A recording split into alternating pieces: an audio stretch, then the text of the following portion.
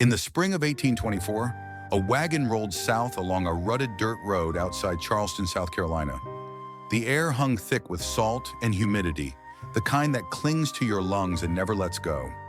Inside that wagon sat a woman whose name the records called Eliza Summers, though she had not been allowed to choose it herself. She was 22 years old, 6 feet tall, shoulders broad from years of labor, her hands calloused but steady. Her face bore no expression that day. Not fear, not rage. Only a stillness that unsettled those who looked too long. Her new owner, a man named Silas Grieve, sat opposite her, flicking at a fly with his hat.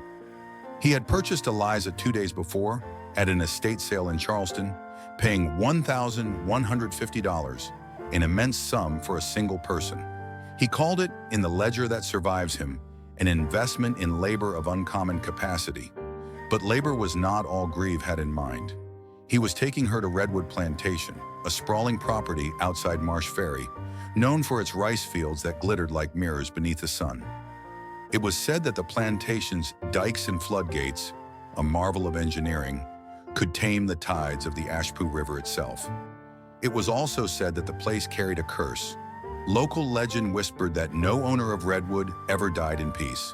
And Silas Grieve, for all his education and wealth, laughed at curses. He would learn otherwise. When the wagon crested the final hill, the plantation came into view. Acres upon acres of shallow water reflecting the sky, broken only by rows of green rice stalks swaying in the breeze.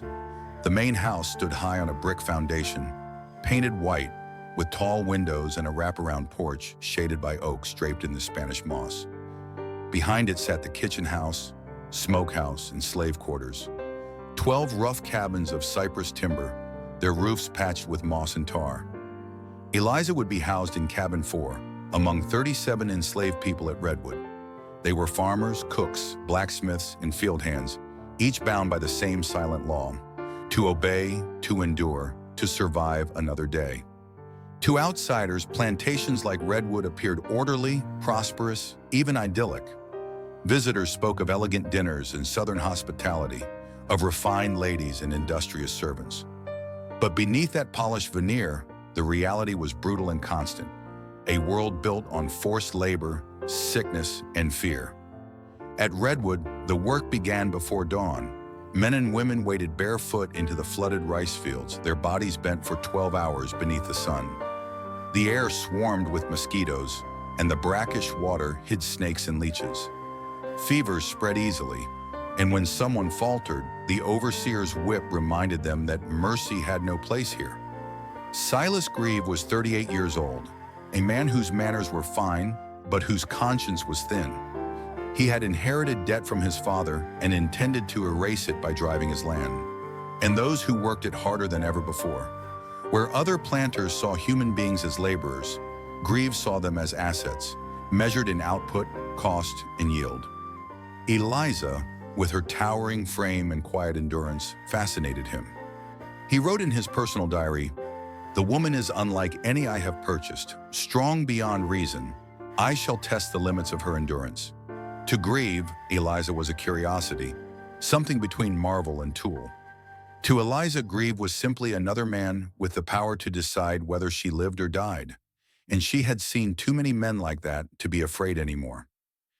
First evening, Eliza was introduced to Mr. Callum, the overseer, a gaunt man with sharp eyes and a nervous twitch in his jaw. He took one look at her and muttered, "She'll scare the others if she ain't careful." That night, Eliza sat alone outside her cabin, watching fireflies hover above the swamp. A girl of perhaps 12 brought her a bowl of rice and beans and whispered, "Don't talk back to him. He likes it when folks scream." Eliza said nothing. She had learned long ago that silence was a shield. Inside the cabin, she lay awake listening to the distant hum of frogs and the sigh of the tide rolling through the rice dikes. In that rhythm, she heard the pulse of captivity, endless, steady, unstoppable. But she also heard something else, the faint memory of her mother's voice, singing an old song about rivers and freedom. Within a week of her arrival, Silas Grieve began calling visitors to Redwood to see his new marvel. He told them Eliza could lift a full rice barrel, over 300 pounds, without help. He had her stand on the veranda as guests arrived, her height nearly equal to the white columns behind her. In that society, humiliation was spectacle. The pain of others became proof of wealth, a perverse theater of ownership. The guests laughed and marveled, murmuring about African blood and unnatural strength. Grieve smiled, proud of his purchase. He asked Eliza to lift an iron weight, to hold it high while the men applauded and the women gasped. Eliza did as ordered, slow, steady, silent. When she lowered the weight, she met Grieve's eyes just for a moment. Something in that look unsettled him. He later wrote, "For a second, I felt as though the creature pitied me. Weeks became months. The work was unrelenting, the punishments arbitrary. Callum, the overseer, delighted in asserting control, docking rations, assigning extra labor, finding excuses to whip those who slowed in the heat. But Eliza endured. She carried timber for repairs, operated the heavy pestles in the rice mill, hauled stones from the river. No one at Redwood could match her strength or stamina, and yet she never boasted, never spoke of herself. Among the enslaved community, she became known simply as Tall Eliza or the Stone Woman, because no matter what they did, she never cried out. In a world designed to break the spirit, silence could be a form of defiance. Each unspoken word became a wall, and behind that wall, something indestructible was growing. One night, a storm rolled in from the coast. Rain lashed the fields, thunder shook the house, and the dikes swelled with water, threatening to burst. Grieve and Callum rushed to the levees with lanterns, shouting orders to the workers struggling in waist-deep water. Eliza was there, steady amid the chaos, hauling sandbags heavier than any man could lift. At one point, a gate jammed. The flood threatened to tear it apart. Eliza waded forward alone, bracing it with her shoulder until others could repair the lock. When it was done, the plantation was saved. And yet, the next morning, Grieve scolded her, accusing her of disobedience for acting without orders. He had her whipped 20 lashes. Witnesses said she did not make a sound. But that night, someone carved into the wall of her cabin the words, "She stood while the river bowed." The carving remained there for decades, long after the plantation itself was gone. By the end of that first year, Eliza had become indispensable, both feared and admired. The owner who thought he controlled her began to sense the opposite, that it was she who haunted his sleep, her silence louder than any scream. In his diary he wrote, "Sometimes I wake in the night and see her standing outside in the moonlight, watching the fields. I cannot tell if she is praying or plotting. History does not record every cruelty nor every act of quiet defiance. But in the story of Eliza Summers, born enslaved, bound by law, unbroken by men, we find a truth that echoes across centuries. Even in the darkest soil, resistance takes root. And in the years to come, that root would tear Redwood Plantation apart from within." By the summer of 1825, the world of Redwood Plantation had changed. The floodgates that once shimmered with life now mirrored clouds heavy with heat and rot. The mosquitoes came thick as smoke, and the air trembled with the sound of cicadas and distant thunder. For those who labored in the rice fields, this time of year was known simply as the breaking season. The stretch of months when the sun burned hottest, the water rose highest, and the work turned brutal beyond measure. They said a person could lose their mind in the breaking season, and for some that was the only way to survive it. Each day began before dawn. A horn sounded, low, hollow, merciless. Men and women trudged into the fields, carrying hoes and baskets, their feet sinking into the soft black mud. The water came to their knees. Leeches clung to their legs. Every breath carried the taste of brine. Eliza worked in the eastern section, alongside 24 others. She rarely spoke. When she did, her voice was low and even, never hurried, never pleading. To the new arrivals, those freshly sold from Charleston or Savannah, she seemed almost mythic. Some whispered that she could not feel pain, that she had been born under a star that made her immortal. But those who knew her better understood. She felt everything. She simply refused to give her captors the satisfaction of seeing it. In every plantation community, there were those who broke and those who bent, and those few who bent so far they became something else entirely. Eliza Summers was one of those few. Mr. Callum, the overseer, had begun to take a peculiar interest in her. He resented her silence. In his mind, a person who did not cry out under punishment was not human. And that unsettled him. He began to invent reasons to call her out. A broken hoe handle, a row left uneven, a delay in answering.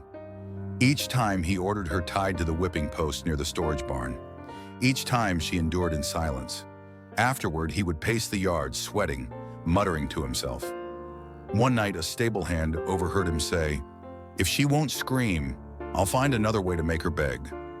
No one slept easily after that. Despite the danger, the enslaved people of Redwood found ways to hold one another up. They met in secret after dark, behind the old smokehouse, or in the swamps beyond the dikes. There, away from white eyes, they shared food, songs, and stories, small pieces of freedom carved out of the night. There was Moses, a blacksmith who could shape iron so fine it gleamed like silver. Nella, a midwife who knew every herb in the swamp and every hidden path through the woods. And Jonas, a preacher of sorts, young, fierce-eyed, always whispering about deliverance. It was Jonas who first spoke to Eliza of escape. He told her of a network of safe people upriver, of boats that came in secret to carry the willing north. But Eliza shook her head. She said, "A tree don't run. It grows till the wind can't move it." Jonas didn't understand then. He would in time. On the first Sunday in August, Grieve hosted a gathering. Planters and their families from neighboring estates. They came in fine clothes, sipping rum punch and trading gossip about markets, cotton prices, and the troubles in Congress. As entertainment, Grieve presented what he called a demonstration of strength. He brought Eliza before them, ordered her to lift a wooden beam, nearly the weight of a full-grown ox. The guests clapped and cheered as she obeyed, her muscles taut, sweat glistening on her skin. One woman gasped, "She's magnificent, like a statue carved from ebony." Her husband replied, "Yes, but not half as obedient." Eliza heard every word. When she set the beam down, she looked toward the fields where her people were working under the sun, and for the first time in years, she spoke loud enough for others to hear. "I was not made to lift what you cannot carry," she said. The yard went silent. Grieve's face darkened. He ordered her taken away and locked in the smokehouse without food for 3 days. It was the first open defiance she had ever shown him, and it would not be the last. In that same summer, Silas Grieve began corresponding with planters in Georgia and Louisiana, men eager to learn about his methods. He wrote of efficiency, profit margins, and labor yields. But between the lines, something else crept in. Unease. His letters became erratic. He complained of sleeplessness, of hearing footsteps at night, of feeling watched.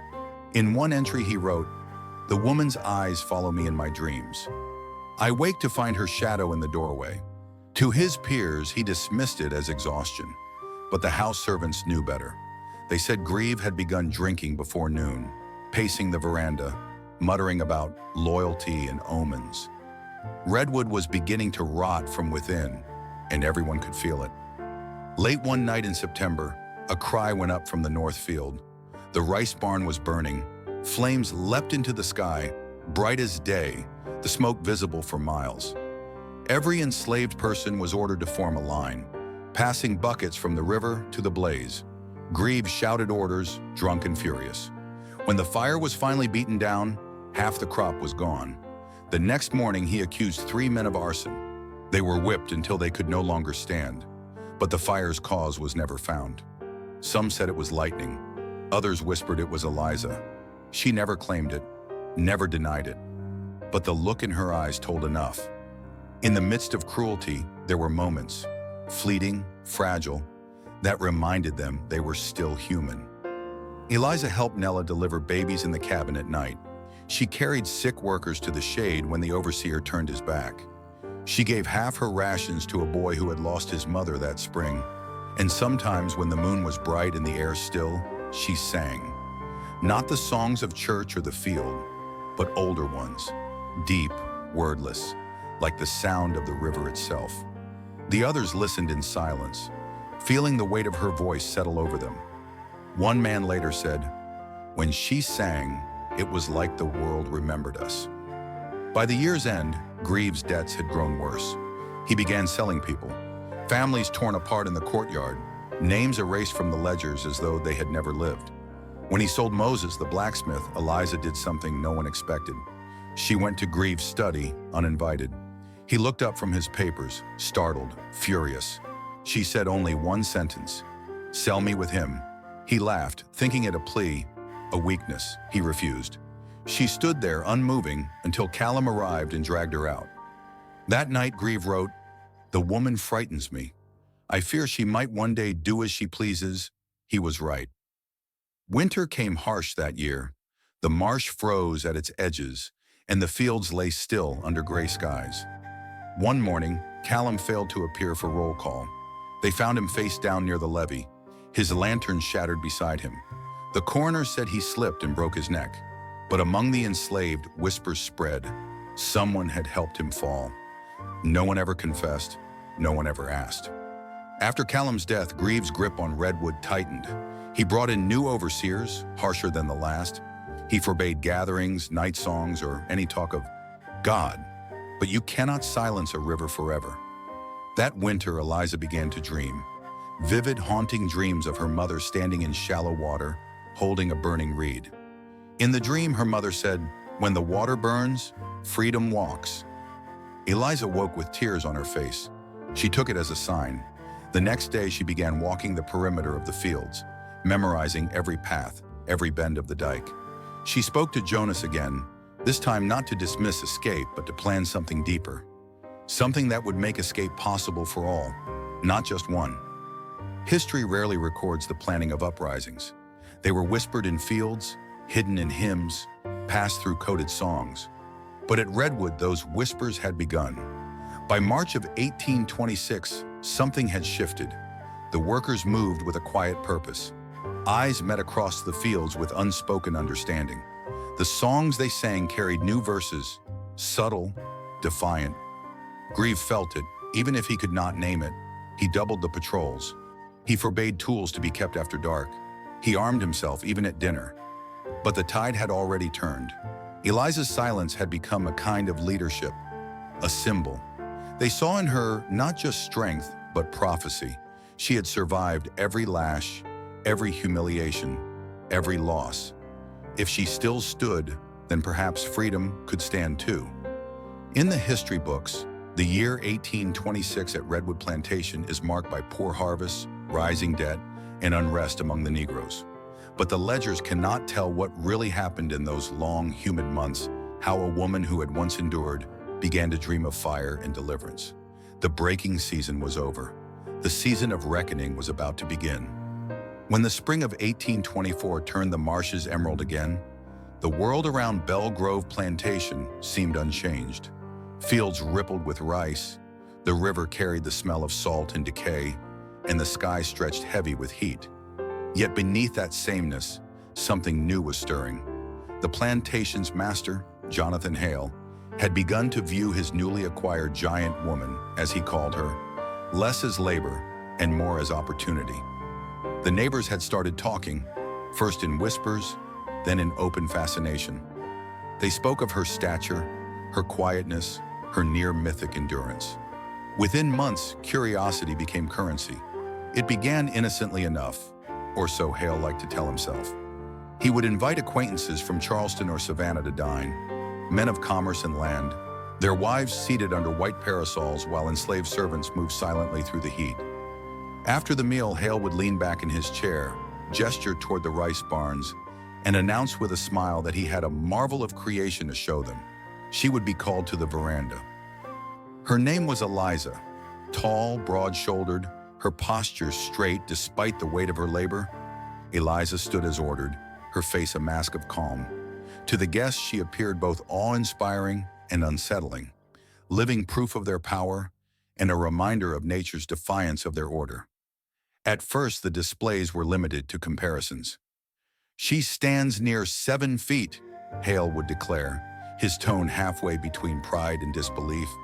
"Put your hand to hers, you'll see what God hath done." The men would laugh uneasily. The women avert their eyes, their curiosity veiled behind fans. But over time, the spectacle grew. Hale saw in her not just novelty but profit. By midsummer, visitors were offering money simply to witness her in person.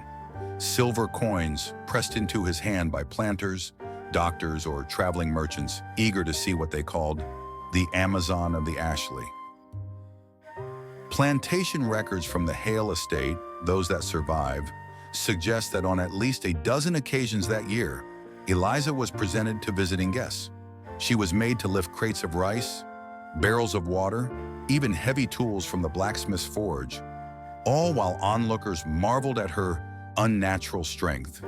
The historian Dr. Thelma Cooper, writing in Southern Archives Quarterly more than a century later, called it a theater of cruelty masked as curiosity.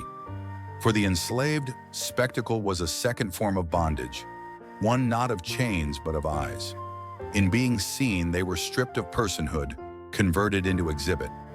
And yet, what makes Eliza's story endure is not only what was done to her, but how she responded. Those who worked beside her spoke years later of her silence, not submission, but calculation. She learned to gauge her master's moods, to understand when quietness could be a shield. She performed what she must before the visitors, but afterward, when the verandas emptied and the rice bells rang again, she returned to her work in the fields, stoic, deliberate, enduring. By late 1824, word of the giant woman of Belle Grove had reached Charleston society itself. Newspaper columns hinted at a curiosity on the Ashley River. Hale received letters from naturalists and physicians requesting permission to measure and document her proportions, claiming scientific interest. Some even offered payment for the privilege. One letter preserved in the South Carolina Historical Collection reads it would be of great value to science to record the physical characteristics of so singular a specimen. We seek no impropriety, merely the advancement of knowledge. Eliza's body was treated as data, her humanity erased beneath ink and curiosity. Among the enslaved quarters, the gossip of these exhibitions spread with unease. Some feared the attention. It meant more visitors, more intrusion. Others whispered that no good could come from so many eyes turned toward one person.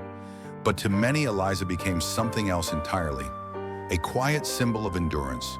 When the fields were flooded, when disease took the weak, when the overseer's temper flared, they would murmur, "She stands tall still. The tall one stands." In 1825, he accepted an invitation to bring Eliza to Charleston for a private gathering of merchants and planters, a so-called scientific salon. The arrangement promised generous compensation and, more importantly to Hale, prestige among his peers. He saw it as a mark of modernity, aligning himself with the age of natural philosophy, though it was cruelty in refined disguise. When the day came, Eliza was ordered to ride in the wagon at dawn, shackled for the journey under the pretense of safety. She did not protest, but those who rode with her later remembered that she watched the road with an intensity that unsettled them. Eyes fixed forward, unblinking, as if memorizing every turn between the plantation and the city.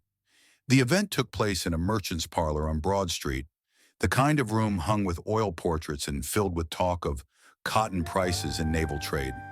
There, amid silver instruments and gentlemen's laughter, Eliza was measured, examined, and recorded. They compared her arm to that of a soldier's, marveled at the circumference of her wrist, and made idle jokes about a goddess made flesh. It is hard to imagine what she felt in that moment, stripped of name and dignity before men who saw in her only profit and curiosity. But witnesses later described something extraordinary. When they asked her to lift a heavy trunk as a demonstration, she did so without hesitation, raising it effortlessly above her head. Then, instead of waiting for permission, she looked directly at her master and said, clearly and calmly, the room fell silent. No one moved, and though Hale quickly barked orders, though she was led out at once, the power in her words lingered, an act of defiance small enough to escape punishment, yet vast enough to echo across years. Back at Belle Grove, her status changed subtly. Hale, embarrassed by whispers of her outburst, limited the exhibitions but could not stop them entirely. The myth had grown beyond his control.